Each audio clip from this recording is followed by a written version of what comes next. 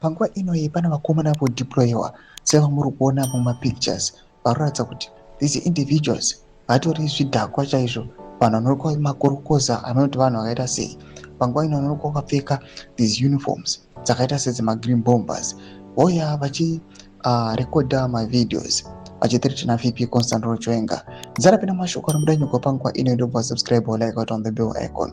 Tinochi BBC Zimbabwe nemamwe masocial media handles nawo anoposta these videos tichiona vachitiritana VP Constantino Chiwenga vachiti VP Constantino Chiwenga, we don't expect kuti unge uchiparidza the Bible.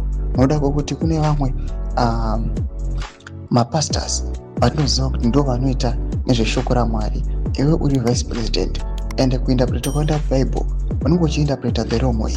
Vanouya vachitiritana VP Constantino Chiwenga pamusoro pe sermon yaHezekiah panguva ino achiti uri kuuya uchikonzeresa chaos in our own party Zanu PF.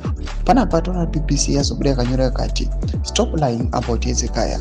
If you want to live or you want to die, but don't put our party Zanu PF in the soil. Chiwenga warned, the battle for power is not a secret anymore.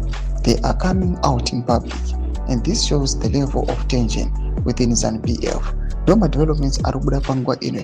VP Constantino Chiwenga is now being threatened, not nevano vanoonekwa vachioccupy positions in the ruling party Zanu PF, but the same people occupying positions, they are deploying individuals sevamuri kuona ava kuti vakonzerese chaos nekuramba VP Constantino Chiwenga zvoita sokunge varambwa nevanhu, but the individuals vari occupy these positions zvikananda vari kutuma these individuals kuti vazorejecta VP Chiwenga, leading to his firing.